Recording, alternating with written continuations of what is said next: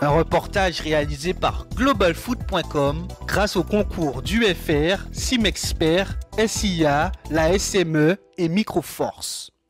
Ici au Mort-Nevers, gros match. Le CSKA Spilote 2e reçoit l'US Diamantinoise 3e de la poule A et il faut seulement attendre la 9e minute de jeu pour voir le but de la partie. Marc-Anthony Janvion place avec efficacité le ballon. Le score est ouvert, 1-0 pour CAS Spilote. La réaction diamantinoise ne tarde pas. Après le premier quart d'heure, les Pilotins du Nord restent toujours aussi intéressants en attaque rapide, à l'image de Kevin Joseph Louis, l'attaquant très remuant de la rencontre. Du côté du Diamant, la solution ne passe pas par le jeu, par contre, elle peut passer par les coups de pied arrêtés, mais sur coup franc comme sur corner, les hommes de Jonathan Telamon n'arrivent pas à être décisifs dans cette première mi-temps. À la pause, le CSKA Spilote tient son 1-0. En deuxième période, l'US Diamantinoise se procure davantage de situations dans le jeu, mais n'inquiète pas suffisamment les joueurs de Maurice Narcisse à la 75e minute. Ces derniers ont un pénalty pour tuer la partie, mais face à Noam Mengé, Kevin Joseph Louis le rate. Durant le dernier quart d'heure de la rencontre, les Bleus poussent pour espérer égaliser dans ce match, mais n'inquiète toujours pas Loïc Chauvet. Avec une stratégie plus défensive qu'offensive, le CSKA Spilote remporte finalement les 4 précieux points de l'après-midi. Déjà au match aller, nous avions quand même déjà les 4 points à 5 minutes de la fin.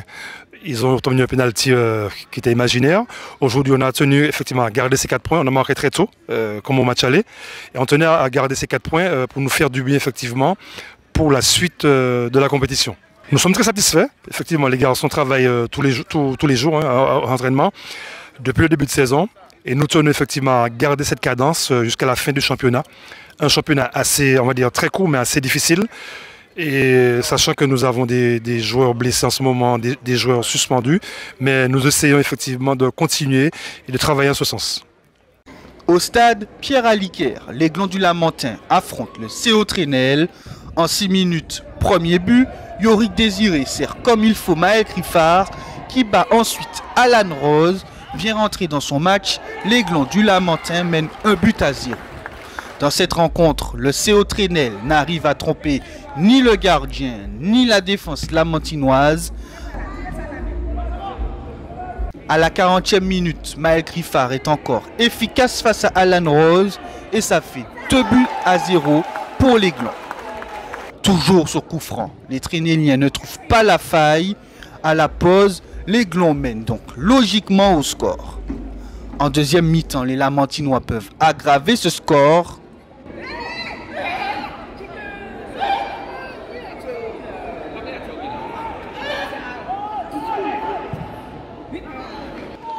Les joueurs du COT aussi.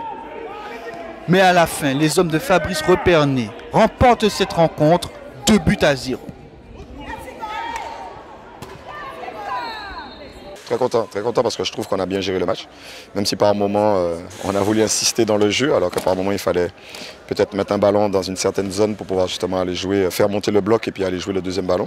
Mais dans l'ensemble, je pense qu'on a maîtrisé le match, on a fait de beaux buts, on a fait des buts parce qu'on avait vu aussi cette équipe du COT jouer contre le Diamant et puis ainsi contre les autres équipes et on avait vu qu'il y avait un petit peu de faille au niveau des côtés. Donc c'est ce qu'on a cherché ces zones-là, on les a trouvées et puis nos joueurs ont fait la différence. Je suis content pour mon attaquant qui marque encore, donc c'est très bien, que les attaquants fassent des buts et que je vais dire pas pour une fois, mais on ne prend pas de but, donc c'est très bien aussi pour la défense de façon à garder le but inviolé. À la fin de cette 10e journée, les Glands occupent donc la 3e place de la poule A, derrière le CSKA Spilote et devant l'US Diamantinoise.